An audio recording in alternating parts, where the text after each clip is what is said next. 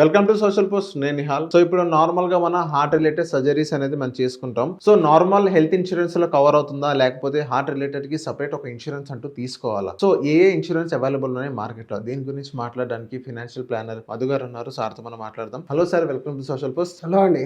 Yes sir, ఇప్పుడు మనం normal గా ఇన్సూరెన్స్ తీసుకుంటాం, హెల్త్ ఇన్సూరెన్స్ తీసుకుంటాం, కానీ హార్ట్ రిలేటెడ్ కి సపరేట్ గా ఒక ఇన్సూరెన్స్ అంటూ తీసుకోవాలా? ఇప్పుడు మనం తీసుకున్న ఇన్సూరెన్స్ లోనే మొత్తం కవర్ అవుతుంది అంటారా? సో మనకి ఇన్సూరెన్స్ తీసుకున్నప్పుడే రెండు రకాల ఇప్పుడు వర్గాలుగా విభజిస్తారు. ఒకటి ఏంటంటే ఆల్రెడీ హెల్త్ ఇష్యూ ఉన్నవారు, రెండోది హెల్త్ ఇష్యూ లేనివారు. ఇప్పుడు మనం ఎస్పెషల్లీ హార్ట్ రిలేటెడ్ ఇష్యూస్ గురించి మాట్లాడుకుంటే, హార్ట్ రిలేటెడ్ ఇష్యూ అంటే జనరల్ గా అందరు గుర్తుండేది ఏంటి?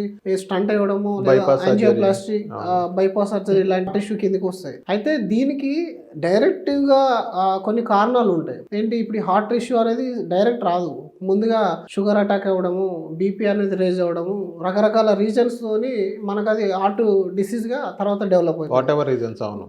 కొంతమందిలో మాత్రం యంగ్ ఏజ్ లో హార్ట్ అటాక్ వచ్చే వాళ్ళలో ఎలాంటి సిమ్టమ్ లేకున్నా కూడా హార్ట్ రిలేటెడ్ ప్రాబ్లమ్స్ అనేటివి వస్తాయి. అయితే ఎప్పుడైతే మనకి ఎలాంటి ప్రాబ్లం లేదో జనరల్ హెల్త్ పాలసీనే మనం హార్ట్ రిలేటెడ్ ట్రీట్మెంట్ తీసుకోవడానికి ఉపయోగించవచ్చు. కానీ ఆల్రెడీ ఒక్కసారి ఐడెంటిఫై అయింది, ఇప్పుడు అండర్లైన్ మనకు ఓవర్ కొలెస్ట్రాల్ ఉంది, లేదా మనకు ఓవర్ బీపీ ఉంది, మనకు డయాబెటీస్ ఉంది, వీటికి మాత్రం సపరేట్ పాలసీ ఇస్తుంది ఇన్సూరెన్స్ కంపెనీ. ఒకటి డే 1 కవరేజ్ తోని మనకు వితౌట్ వెయిటింగ్ పీరియడ్ ప్రకారంగా కొంత ఎక్స్ట్రా ప్రీమియం మనకు కడితే హార్ట్ రిలేటెడ్ ఇష్యూస్ అన్ని కూడా కవర్ అయిపోతాయి. అంటే ఇక్కడ ఏంటి, వెయిటింగ్ పీరియడ్ ఫర్ బీపీ అంటే దీని అర్థం చాలా మందికి అర్థం కాదు. హార్ట్ కి అయితే వెయిటింగ్ పీరియడ్ లేదు కదా అనుకుంటారు. మీకు బీపీకి వెయిటింగ్ పీరియడ్ పెట్టాడు అంటే దాని అర్థం బీపీ వల్లనే కదా మన హార్ట్ అటాక్ అని కానీ స్ట్రోక్ కానీ వచ్చేది. అవును. సో బీపీ తర్వాత మీకు వచ్చిన ఈ హార్ట్ రిలేటెడ్ ఇష్యూ ఏదైతే ఉందో అది కూడా 3 years వెయిటింగ్ పీరియడ్లోకి వెళ్ళిపోతుంది. అక్కడ మనం కొంచెం జాగ్రత్తగా ఆలోచించుకోవాలి. మరి ఏ కంపెనీ అయితే day 1 BP coverage, day 1 diabetes coverage ఇస్తుందో ఆ కంపెనీలో మీరు తీసుకోవడం వల్ల మీ హార్ట్ రిలేటెడ్ ఇష్యూ అనేది ఈజీగా కవర్ అయిపోతుంది డే 1 నుంచి.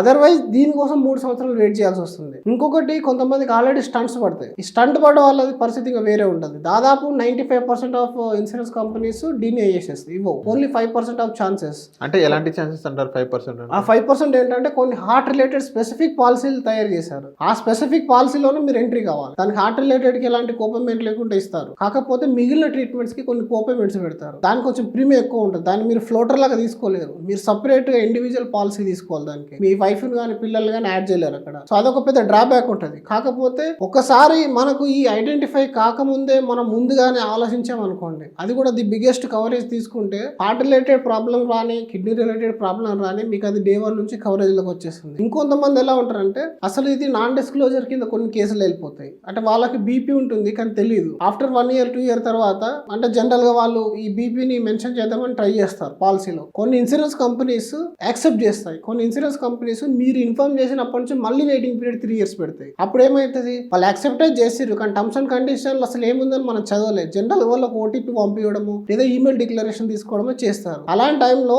మీ ఏజెంట్ మీకు ప్రాపర్ గా ఈ ఓటీపీ దేనికోసం, ఈ ఈమెయిల్ మనం దేనికోసం ఇస్తున్నామని మీకు చెప్పాడు అనుకో, హార్ట్ రిలేటెడ్ ఏ ప్రాబ్లం వచ్చినా కూడా మీకు ఆ వెయిటింగ్ పీరియడ్ ఆల్రెడీ మనకు మైండ్ లో ఉంటుంది. అదర్వైజ్ ప్రాబ్లం ఏమవుతుందంటే రేపు పొద్దున హార్ట్ రిలేటెడ్ ప్రాబ్లం వచ్చిందంటే మీరు ఒక మంచి హాస్పిటల్ చూస్తారు. మంచి హాస్పిటల్ చూసినప్పుడు బిల్ అనేది చాలా ఎక్కువ అవుతుంది. అది ఆల్రెడీ వెయిటింగ్ పీరియడ్ లో ఉంది. ఆ విషయం మీరు హాస్పిటల్లో క్లెయిమ్ పంపించినంత వరకు అని మీకు తెలియదు. సో దానివల్ల హార్ట్ రిలేటెడ్ ఏదైనా ప్రాబ్లం ఆల్రెడీ మనకు 4 fathers ఇప్పుడు జనరేషన్ మనం చూస్తాం కదా, మదర్ గానీ ఫాదర్ గానీ గ్రాండ్ మదర్ గానీ ఉంటే ఈ రోజు నుంచే ఈ 5 లక్షలు 3 లక్షల పాలసీలు మర్చిపోవాలి. బిగ్గెస్ట్ కవరేజ్ తీసుకోవాలి. ఎందుకంటే ఈ రోజు యాంజియోగ్రామ్ కవరేజ్ చూడండి 3-4 years నుంచి 5-6 lakhs ఖర్చు అవుతుంది. మనం తీసుకునేది ఒకటే పాలసీ 5 లక్షలు తీసుకుంటే మీ ఒక్కరికి 5 లక్షలు అయిపోతే మళ్ళీ రిపీటెడ్ ఇష్యూ వచ్చిన ప్రాబ్లమే, ఫ్యామిలీ మెంబర్ కి ఇంకెవరికైనా అటాక్ అయిన ప్రాబ్లమే. ఇంకో మేజర్ ఇష్యూ ఏంటంటే మీకు ఈ రోజు మనీ తక్కువ ఉందని చెప్పేసి తక్కువ కవరేజ్ తీసుకుంటే రేపు పొద్దున ఒక్కసారి హార్ట్ రిలేటెడ్ ఇష్యూ వచ్చిందంటే లైఫ్ టైం మీ పాలసీ అనేది ఇంక్రీజ్ చేయరు కవరేజ్. అది పెద్ద రిస్క్ అనమాట. చాలా మందికి అర్థం కాదు. ఎందుకు నేను 5 లక్షలు తీసుకుంటాను,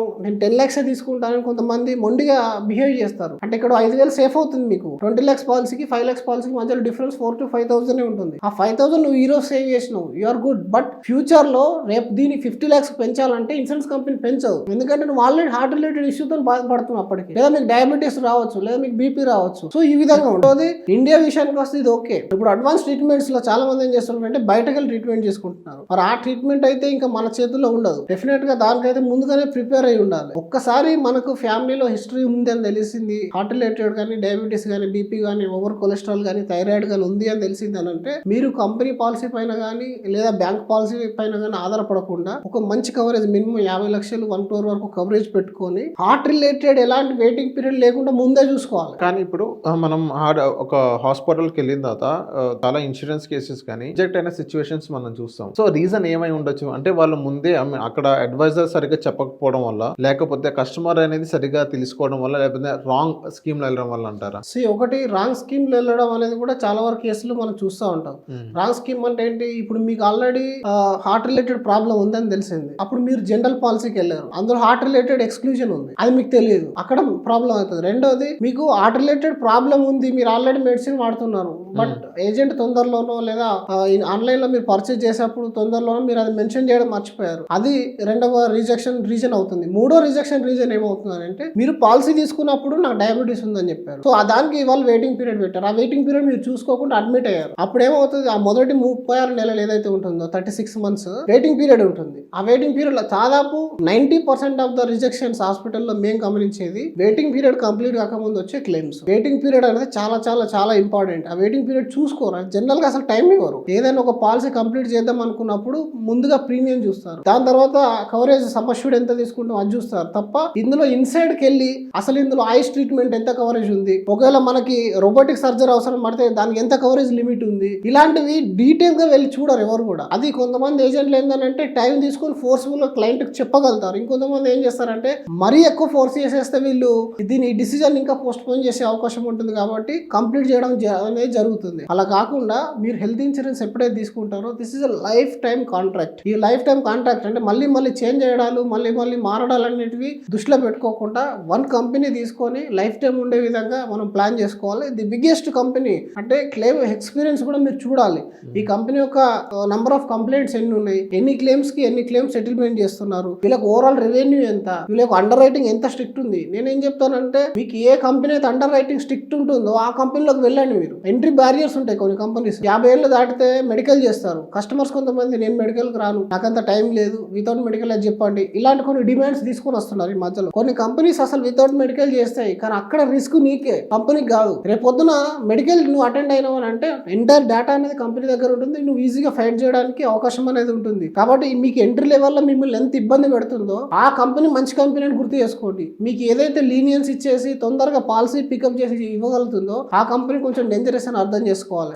ఎప్పుడైనా రివర్స్ లో ఆలోచించాలి. అంటే ఇప్పుడు ఎవరైతే ఈ ప్రీమియం తీసుకోవాలనుకుంటున్నా ఫస్ట్ ఎవరైతే వాళ్ళకి అసలు ప్రీమియం లేదా హార్ట్ అయినా కానీ హెల్త్ ఇన్సూరెన్స్ మీద కానీ, సో వాళ్ళు ఎలాంటి జాగ్రత్తలు తీసుకోవాలంటారు? ఫస్ట్ ఆఫ్ ఆల్ మనకు ఉన్న సిమ్టమ్స్ అనేది గమనించాలి. ఎప్పుడైనా సరే హార్ట్ రిలేటెడ్ అనేటివి ప్రతి ఒక్కటి సిమ్టమ్స్ తోనే వస్తాయి. మీకు కోల్డ్ స్వెట్టింగ్ రావడం కానీ, ఆయాసం రావడం కానీ, పడుకుంటే మనకు ఛాతి బరువు ఉండడం కానీ ఇట్లాంటివి ఉంటాయి కదా. అవి ఉన్నప్పుడే ముందుగానే ఒకసారి డాక్టర్ని కన్సల్ట్ అయ్యి దాని తర్వాత పాలసీ తీసుకోవడం అనేది మంచిది. కన్సల్ట్ అయిపోతే అట్లీస్ట్ ఉందా లేదా మీకు డౌట్ అనేది తెలిసిపోతుంది. ఒకసారి ఉంది అని అంటే దాని రిలేటెడ్ పాలసీ తీసుకోండి. అసలు మెయిన్ థింగ్ ఏంటంటే ఎలాంటి ఇష్యూ రాకముందు హెల్త్ ఇన్సూరెన్స్ తీసుకోవాలి. కాకపోతే మనకు కొంచెం డౌట్ ఉంది, మనకు కొంచెం బీపీ కూడా కొంతమంది చెప్తా ఉంటారు, లాస్ట్ 2 times వెళ్తే నాకు 130 వచ్చింది సార్, అంతకుముందు అంత బాగుంది అని చెప్తారు. 2 times 130 వచ్చిందంటే దీని అర్థం ఆల్రెడీ బీపీ అనేది నీకు వచ్చేసినట్టు అర్థం. ఇంకొంతమందికి ఎలా ఉంటుందనంటే ఈ SbA1c ఏమో ఎక్కువ ఉంటుంది, నార్మల్ బీపీ మీరు నార్మల్ డయాబెటీస్ లెవెల్ చూసుకున్నట్టయితే షుగర్ లెవెల్ అనేది నార్మల్ ఉంటుంది, బట్ SbA1c అనేది 3 months యావరేజ్ అనమాట. ఈ SbA1c స్టాండర్డ్ షుగర్ కి. ఆ SbA1c కనుక మీకు అబ్నార్మల్ ఉంది అనుకుంటే డెఫినెట్లీ మీరు ఇంక్లూడ్ చేసేసి దాన్ని వితౌట్ వెయిటింగ్ పీరియడ్ తీసుకుంటే హార్ట్ రిలేటెడ్ ప్రాబ్లం ఏదైనా వస్తే మీకు డే 1 కవరేజ్ అనేది వస్తుంది. సో దానికోసం అని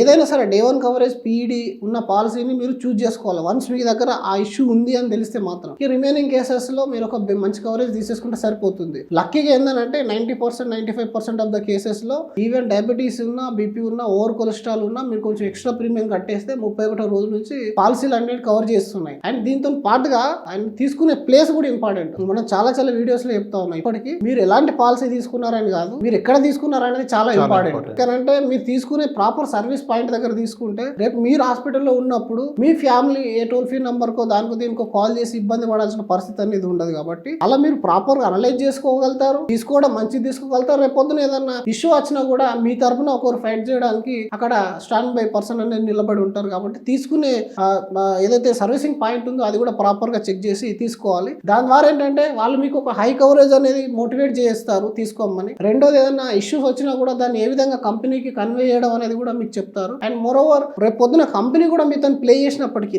కంపెనీ ఒక లాసెస్ వల్ల కావచ్చు, ఇంకేదైనా కావచ్చు, కంపెనీ మీతో గేమ్ ఆడాలని ట్రై చేసినా కూడా they will have a legal solutions. So కాబట్టి వీటన్నిటిని మనం ఆలోచించుకొని ఒక ప్రాపర్ హెల్త్ ఇన్సూరెన్స్ తీసుకొని హార్ట్ రిలేటెడ్ ప్రాబ్లం ఏదైనా సరే ఈ రోజుల్లో 5-10 lakhs వరకు అయిపోతుంది. కానీ రానున్న రోజుల్లో 40-50-1 crore దాకా వెళ్ళే ఛాన్స్ కూడా ఉంటుంది. ఎందుకంటే advance treatments or covering. Advance treatment వస్తున్నాయి. ఇప్పుడు బ్రెయిన్ లో ఏదో చిప్ పెట్టి ట్రీట్మెంట్ చేస్తున్నారని మనం విన్నాం కదా, అలాంటివి స్టంట్స్ కూడా చూడండి. ఒకప్పటి నుంచి ఇప్పటికీ స్టంట్స్ ఎంత అప్గ్రేడ్ అయిపోయింది. ఒకప్పుడు స్టంట్ అయితే దాన్ని మళ్ళీ తీసి మళ్ళీ వేసుకునేవారు. ఇప్పుడు లైఫ్ టైం స్టంట్ ఒకసారి వేసినామంటే అసలు అవసరం లేదు. మరి ఇలాంటి అడ్వాన్స్ ట్రీట్మెంట్స్ ఉన్నప్పుడు మన దగ్గర అవుట్డేటెడ్ పాలసీ ఉంది అనుకోండి, మళ్ళీ మీరు ఇబ్బంది పడే సమస్య అనేది ఉంటుంది. కాబట్టి డెఫినెట్ గా ఒక high coverage and heart related problem కి ఎలాంటి కోపేమెంట్ కానీ వెయిటింగ్ పీరియడ్ కానీ లేని పాలసీ అనేది తీసుకోవడం అనేది ఉత్తమం. సో థ్యాంక్ యూ సార్ మా Thank you. సోషల్ పోస్ట్ వచ్చినందుకు.